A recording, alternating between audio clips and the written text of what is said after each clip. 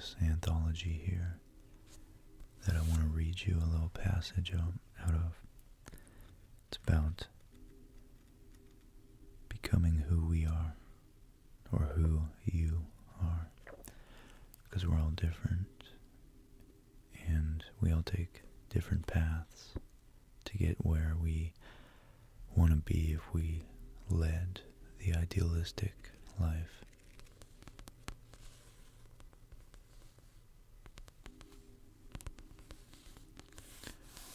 You know, unlike a lot of self-help books, this guy actually is not only extremely well read, but he's psychologically very acute in his observations.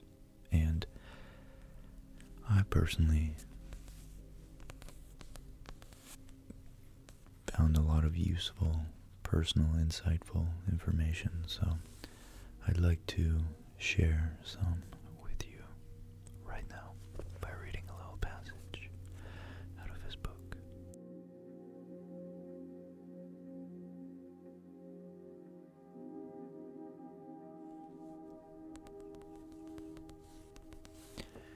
This passage is called On the Three Metamorphoses.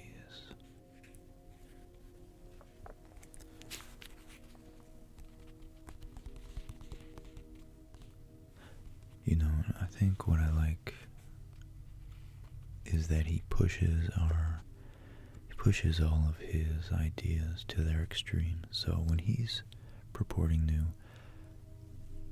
help you become who you are, he's doing it selfishly. He's elaborating on his own found path towards that aim. And B, he's doing it radically and not haphazardly or half-assedly. He's trying to become the greatest person he can be given our one life. So he's not justifying mediocrity here, just to give you guys an idea of just what you're getting into. But nonetheless, it's uplifting and encouraging, I think. Of the three metamorphoses of the spirit, I tell you, how the spirit becomes a camel, and the camel a lion, and the lion finally a child. There is much that is difficult for the spirit, the strong, reverent spirit that would bear much. But the difficult and the most difficult are what its strength demands. What is difficult? Asks the spirit that would bear much, and kneels down like a camel wanting to be well loaded. What is most difficult, O heroes? Asks the spirit that would bear much, that I may take it upon myself and exult in my strength. Is it not humbling oneself to wound one's haughtiness, letting one's folly shine to mock one's wisdom? Or is it this, parting from our cause when it triumphs, climbing high mountains to tempt the tempter? Or is it this, being sick and sending home the comforters and making friends with the deaf who never hear what you want? Or is it this, stepping into filthy waters when they are the waters of truth, and not repulsing frogs, cold frogs, and hot toads? Or is it this, loving those who despise us and offering a hand to the ghost that would frighten us? All of these most difficult things the spirit that would bear much takes upon itself, like the camel that burdened speeds into the desert. Thus the spirit speeds into the desert. The loneliest desert, however, a second metamorphosis occurs in. Here the spirit becomes a lion who would conquer his freedom and be master in his own desert. Here he seeks out his last master. He wants to fight him in his last god. The ultimate victory he wants to fight with the great dragon. Who is the great dragon whom the spirit will no longer call Lord and God? Thou shalt is the name of the great dragon. But the spirit of the lion says, I will. Thou shalt lies in his way, sparkling like gold, an animal covered with scales, and on every scale shines a golden thou shalt. Values thousands of years old shine on these scales, and thus speaks the mightiest of all dragons. Quote, all value of all things shines on me. All value has long been created, and I am all created value. Verily there shall be no more. There shall be no more I will. Thus speaks the dragon. Why is there a need in the spirit for the lion? Why is not the beast of burden, which renounces his and is reverent, enough to create new values that even the lion cannot do, but the creation of freedom for oneself, for new creation? That is within the power of the lion. The creation of freedom for oneself and a sacred no, even to duty. For that, my brothers, the lion is needed. To assume the right to new values, that is the most terrifying assumption for a reverent spirit that would bear much. Verily, to him it is a preying, a matter for a beast of prey. He once loved thou shalt as most sacred.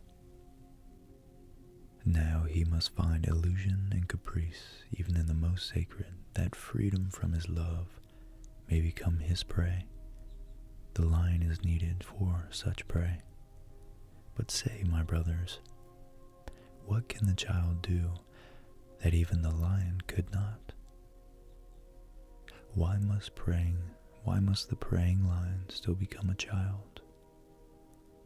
The child is innocence, forgetting, a new beginning, a game, a self-propelled wheel of first movement, a sacred yes. For the game of creation, my brothers, a sacred yes is needed. Spirit now calls, Spirit now wills his own will, and he who had been lost to the world now conquers his own world.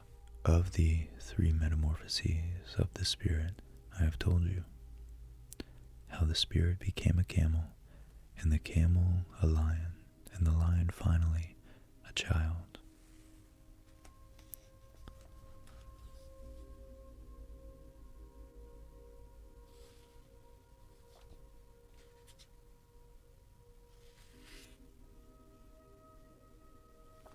So, what does that even mean?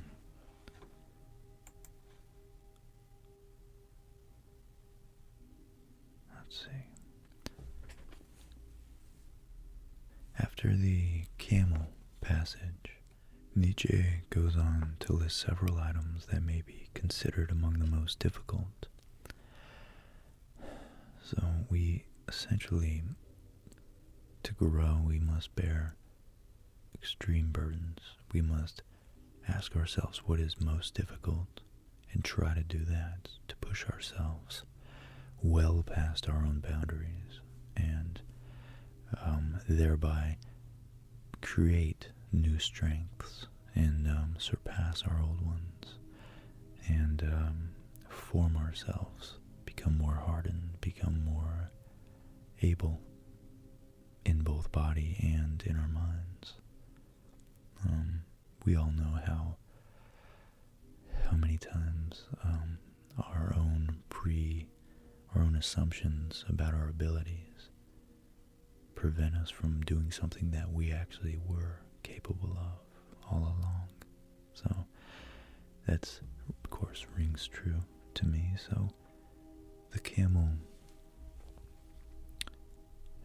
must invite these burdens willingly, which is so it's why this guy isn't just thought of as a charlatan, this Nietzsche character here, because his ideas are absolutely modern psychology is absolutely permeated with his ideas, such as willfully, and that's a very important point, is not against your will, but according, using your own desire to act on your own terms, confronting your fears, essentially. As he said, shaking the hand of the ghost that frightens you. What Nietzsche is saying is that before one can become Overman, which is his famous, the Overman being his highest ideal, his Napoleon, Caesar, but even beyond them, people he holds in high regard, Goethe, essentially his ideal, his Jesus, really. One must battle with fear, love, truth, death, confusion, thirst for knowledge, and all the other aspects of human existence. And the camel embraces these challenges in the name of duty and nobility. Put another way, the camel does not run from life or distract itself, which is two major things that I'm very guilty of doing. Distract yourself by taking longer than you should, or being absorbed in something, which is okay, but lacking time management to know when to put it down, or maybe when to pick it up. The camel greets life head on and embraces the difficulties that it presents out of a sense of duty. In doing so, the camel is humbled and strengthened. As he said,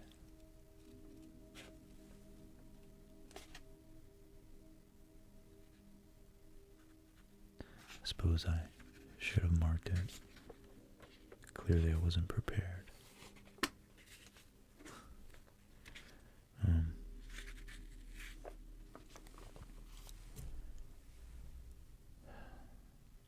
Is it not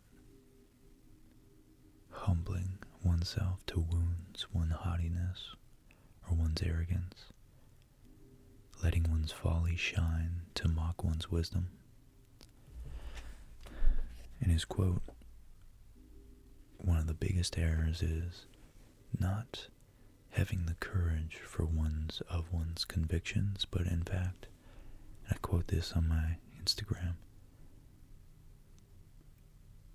a fact of, to just show how humble I am, a fact, the correct way to do it is to have the wisest way is to have an attack on one's convictions, because then you're surely much less probable to be deluded into your own grandiosity. So, That way you definitely won't be much less likely to be confident when in reality you're wrong, or you don't have the right to be. Only through suffering these challenges does the camel gain the strength and resilience necessary to attain the next spiritual metamorphoses, which, of course, is now the lion. And Nietzsche chose the lion because as much as the Nazis used his work to interpret the lion, the figure, this powerful beast with a huge, what's the word? I don't know, just a magnificent blonde mane. He often uses the phrase blonde beast, but it's found that he actually often more meant that with lion and actual just the power and the, the stealthiness, the cunning, so to speak, of that represents the lion. And instead of actually talking about the Aryan, I won't even mention that, but he uses the imagery of the lion as an example of power and perhaps the emergence of our new self after we've taken on these burdens and transformed our psyche and become. It's like if you've ever done something really, really difficult and you've taken it on willingly, or maybe at some point throughout the process you just commit to it, and so it's at least at some point willingly. Once you complete that, especially if it's successfully, but depends on how difficult the task was relative to your perception of it, you come out of it not the same person. You come out of it more confident, shoulders back. You're a little more, maybe proud and arrogant would be the negative aspects that have grown in you, but the more positive aspects would be your confidence, your perhaps your more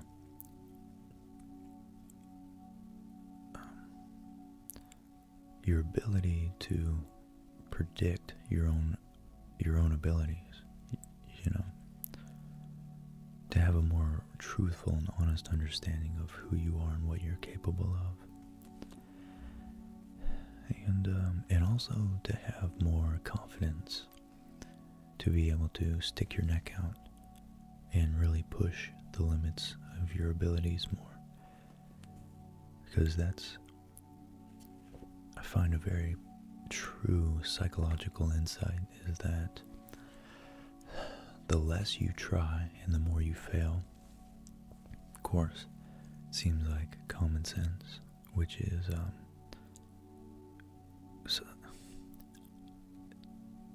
it's an issue I have with people who say that Jordan Peterson's book and his advice is just common sense and therefore it's not really of any value.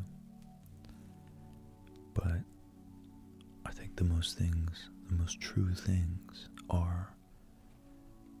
they seem commonsensical because of the very reason that they are in accordance with our personal experience. And what could be more true than things that agree with your personal experience? Maybe you just didn't know how to articulate them. So I think a little bit of respect is in order there, but nonetheless it is useful for me to remember that the more, as Einstein says, you just get on your bike and keep pedaling forward so as to not fall over,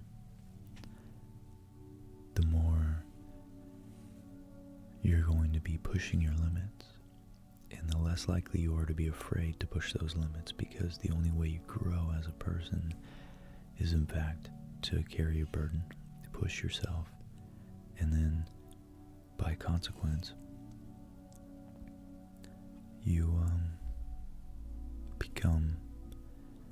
you exit the other side of that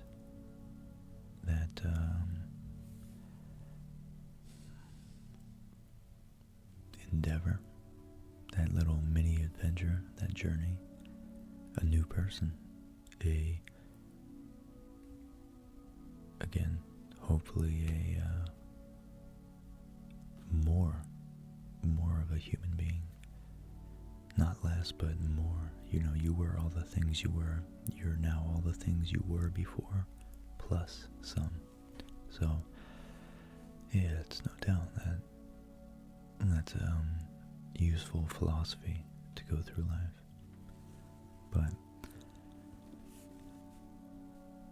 Nietzsche goes on to describe how the camel ultimately enters the loneliest desert before becoming a lion. The lonely desert metaphor can be interpreted as the camel having sought out and invited the struggles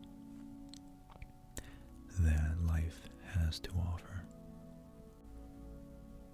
and in doing so has become alienated to a certain extent. It has become different from others and from the society that has produced it. It finds itself questioning everything, both its own worth and the value of its society, or the value of its pursuits that it had hitherto held as worthy of attaining. But the concept of differentiating oneself from your origins is part of what this is talking about. We need the society, we need our family, our friends, our community, our nation, our species, and the history, the deep history involved in that, to give us an initial sense of identity and something to really hold on to. But you don't truly grow as a person and become an individual until you take on burdens and responsibilities, test your limits, increase your strengths, and refine your skills, at which point you can turn around as a more competent figure, and perhaps intellectually or any other way, question the very pursuits that you've been told to question. And I honestly didn't intend it, but I'm referencing Jordan Peterson quite a bit, actually. It's just that it's so in line because he was so influenced by Nietzsche and his idea of the order of society being the masculine father patriarch and the unhindered anarchic chaos of Mother Nature. They're yin and yang, they're not, one is not better than the other, one is not worse than the other. They're equally powerful ideas that are mutually needed to balance each other out.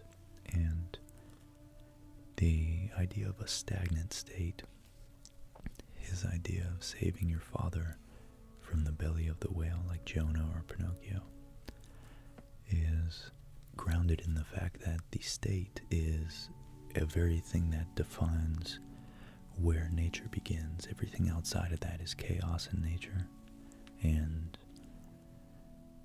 we are needed to update the state, and it's a very crucial concept. the fact that we rely on the state to develop and form us, but it's up to us to, once we've reached a formative period and we've assimilated all the best qualities of the state that we can, then it's up to us to go out, gather information for ourselves to individualize us, and bring that information back to update the state so that the state can be as in accordance with reality as it can be. Because I think his idea was that the Nazis were the extreme of a non-updated state. So many people were scared to question the state that they were grown up in, that the state just ran away on a incredibly negative tyrannical feedback loop, and it was blind, it was overly orderly, it had a clear set of defined values that it did not want broken. So this idea of the lion is that one becomes so strong that you relied on the state to grow and develop yourself, but now you are a true individual, and you need to, at this point you are competent enough because you've pushed your limits enough to essentially not define your own values, not create your own values, but be able to be able to actually discern your own values, the values you, out of the values that you were told to value and hold in high esteem as a young youth. You can now choose which ones ring more true to you based on your plethora of experience.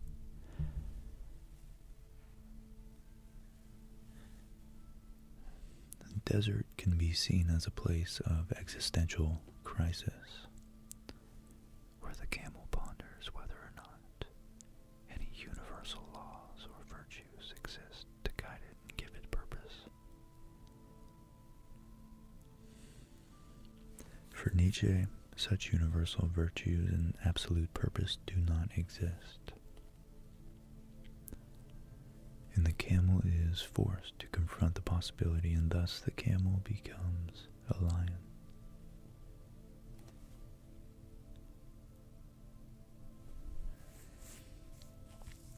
And so while Nietzsche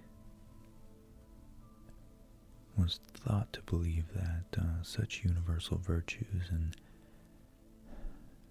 absolute purposes don't exist, that's where Jordan Peterson differs, and Carl Jung very much so elaborated on Nietzsche's ideas, because they both, as far as I understand, they both thought that Nietzsche, because he died when he was really young, in his 50s, and they thought that he didn't get a chance to develop and mature a lot of his profound and genius ideas, but I think it's important, that Peterson is so hell-bent on religion being encapsulating important truths, essentially because of its ability to endure. So he thinks that it tells you how to act, and perhaps religion is the most ancient state organized structure, cultural structure that we must continually update. So it's a fine line between the sacredness of religion and its core ideas, and the ability of people who, of course, confident but competent enough to be able to, yeah, that's really it. You just have to be competent enough and have had enough experience to be able to update something as profound and embedded, deeply embedded in our thought and actions as religion. So I think that just the ultimate message Nietzsche is trying to get across is that there's so much room for us to grow, and so many of us don't. And so many of us don't pursue it to its ultimate ends.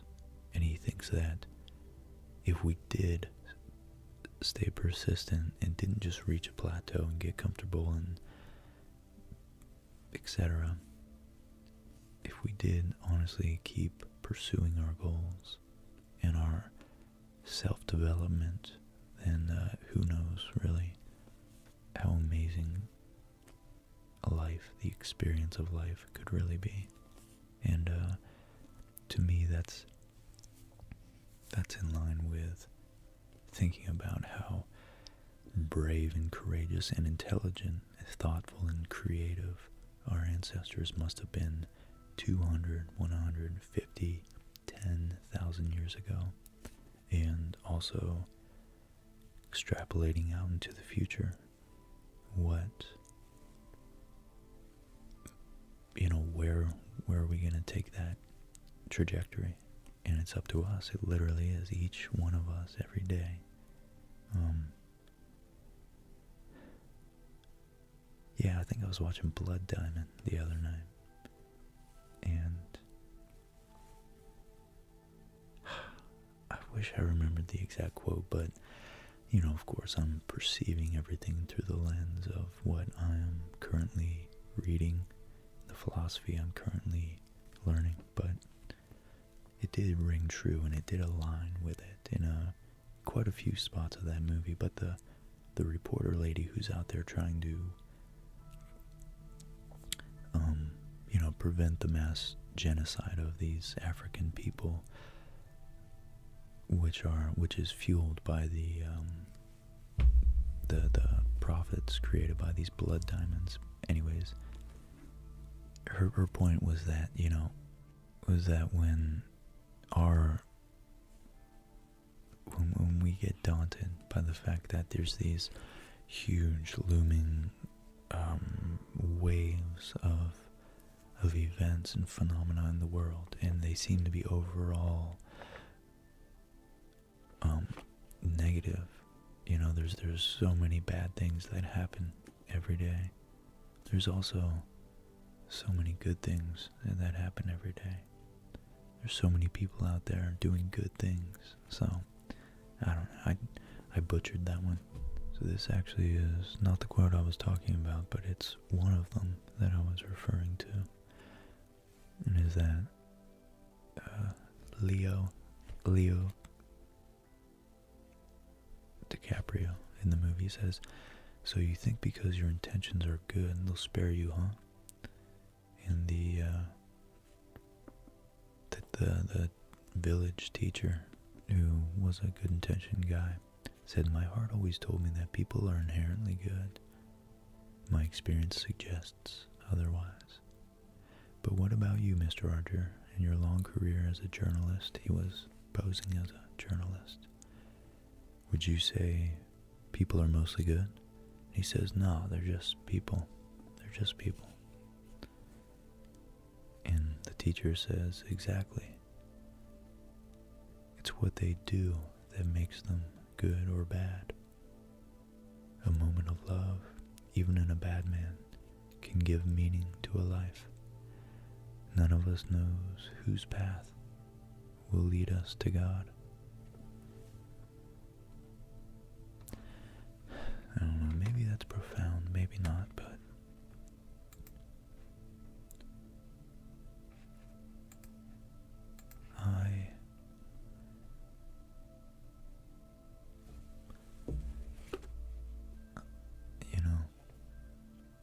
like to think of it as that it's, is anything really ever as black and white, low resolution as all that?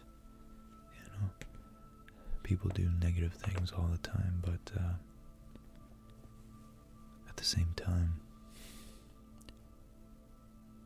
the ocean of culture and the waves of historic events, aren't they all but just a series of droplets of individual actions every day? And they just somehow, in a weird way, form swells and ocean currents in tides that ebb and flow. So back to the camel's transition into a lion. When the camel discovers that universal truth and virtue may not exist, it has two choices. It can reject life as meaningless and probably commit suicide or something, or it can claim its own freedom and create its own meaning, which is the Overman. The camel must obviously do the latter. Do you descend into hell and chaos, or do you ascend into your ideal, which you could call Buddha, God, Jesus?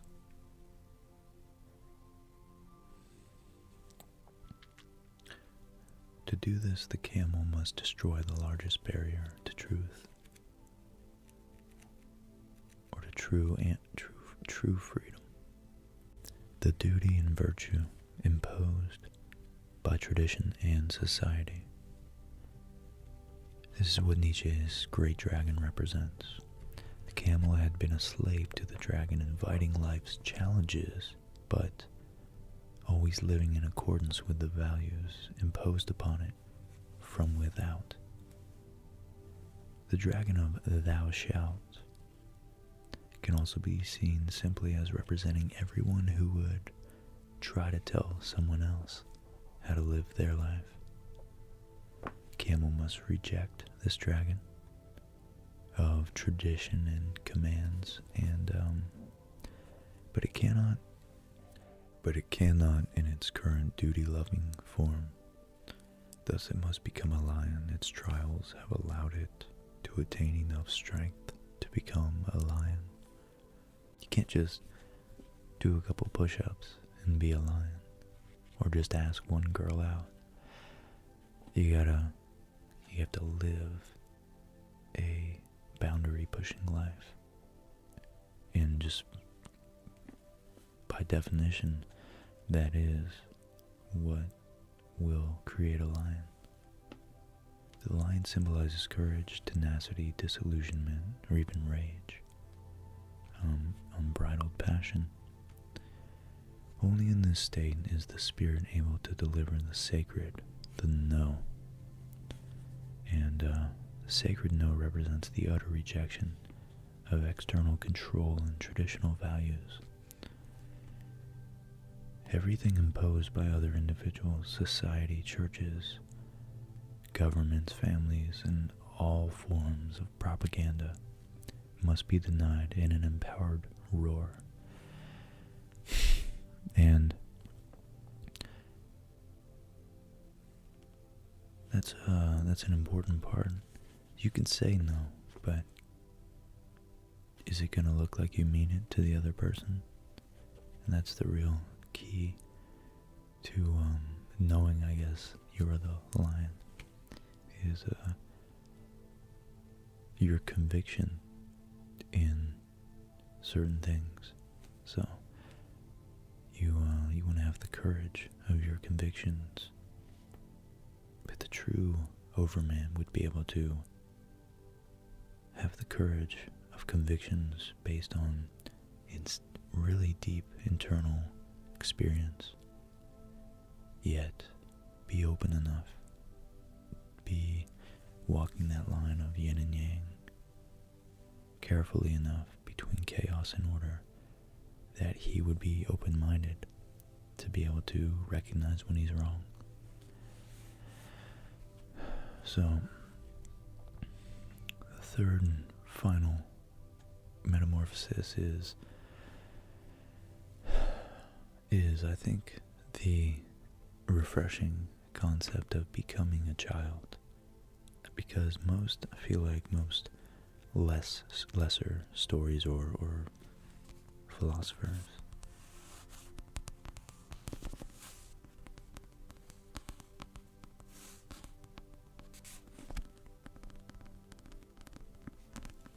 sorry, I haven't been doing this enough. I should have. I love this sound.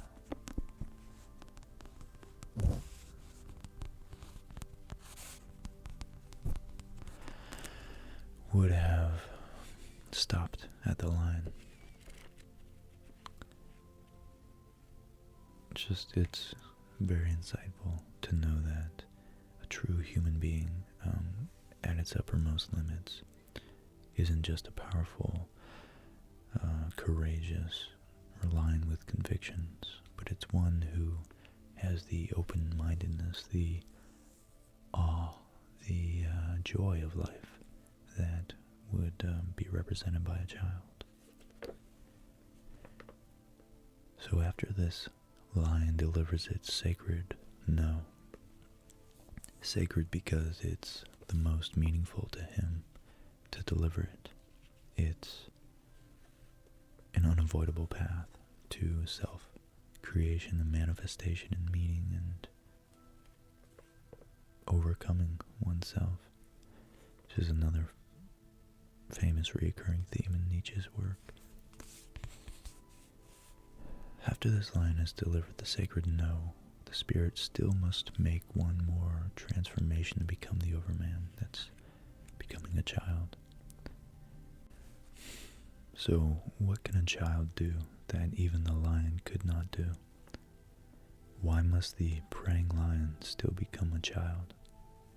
This child is innocence and forgetting, a new beginning, a game, a self-propelled wheel, a first movement, a sacred yes to life. For the game of creation, my brothers, a sacred yes is needed. The spirit now wills his own will, and he who had been lost to the world now conquers his own world. So Nietzsche holds that the lion must again transform in order to forget. Spirit has undergone much duress and turmoil in its transformations, but it must cleanse its mind of the past.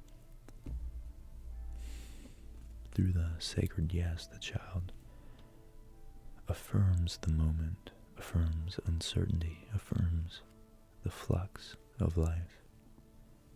The child becomes a self-propelled wheel, just as life can be viewed in the same terms. The child elects to roll with life, to dance, to play with it. Ultimately, for Nietzsche, the pure creation arises from this state of play. When one can achieve a child mind, a mind immersed in the moment, filled with wonder and playfulness, then one can will his own will, create his own virtue, and thus create his own reality.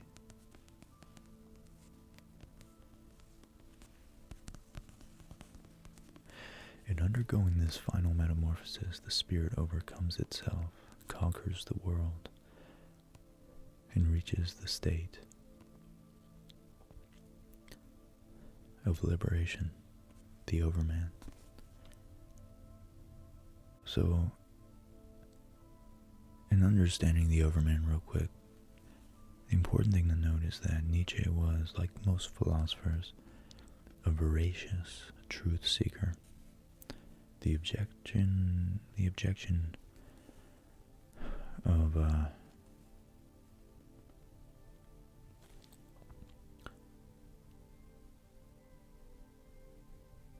positing that there are no universally good values, and we can create our own values, which of course could lead to a very chaotic, anarchic road.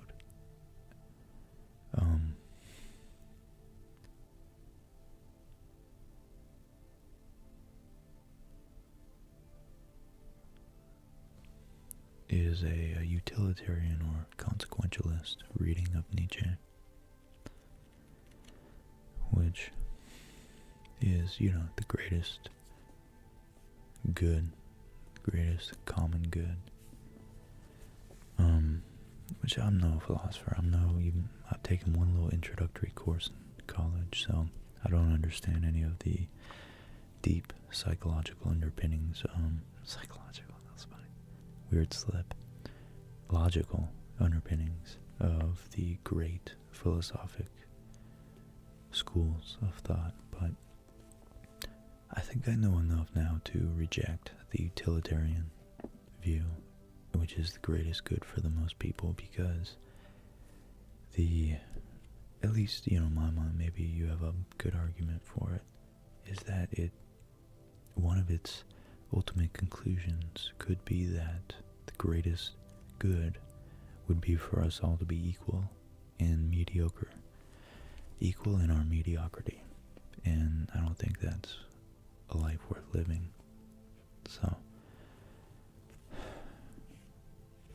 for Nietzsche, this objection would have been yet another example of mankind attempting to impose arbitrary moral standards onto a universe in which none objectively exist.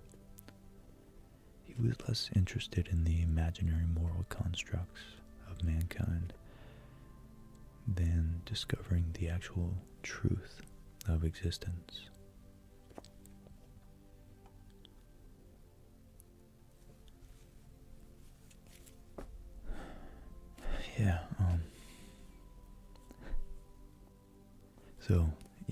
People might think that he was, a cold academic intellect with his theories of overcoming and overcoming yourself and praising at points dominations of other people who are less powerful than you. That's, of course, grossly oversimplifying his argument, but you've put that in the context of one of his last known actions as an actual human being in the world was to go insane as he's trying to save a horse from being beaten in the last decade of his life.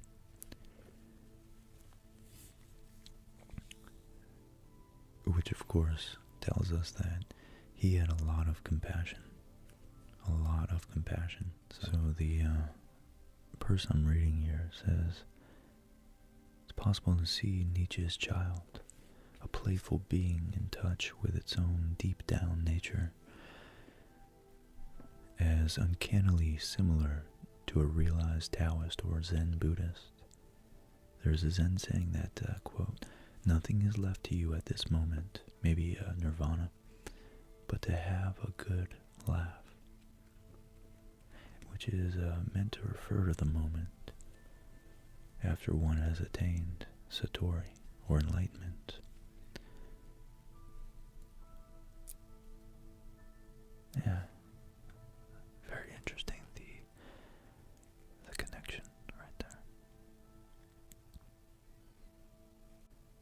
So, for the Overman, essentially, to wrap it up, pain is necessary for positive transformation and should be embraced. It's true for me. I haven't experienced enough pain, I know that.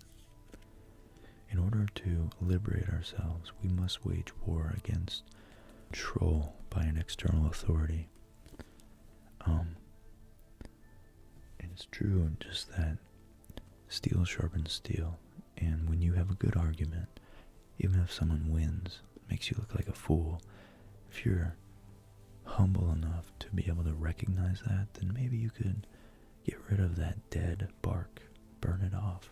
That was clearly not working for you, and make room for a new perspective. Or maybe you just need that.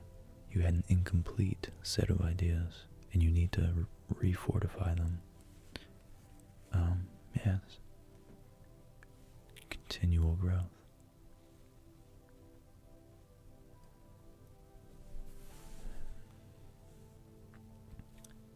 We must cultivate great courage, strength, and audacity in order to truly sever our puppet strings. And lastly, our goal should be to affirm life and dance with it, to play and create as a child.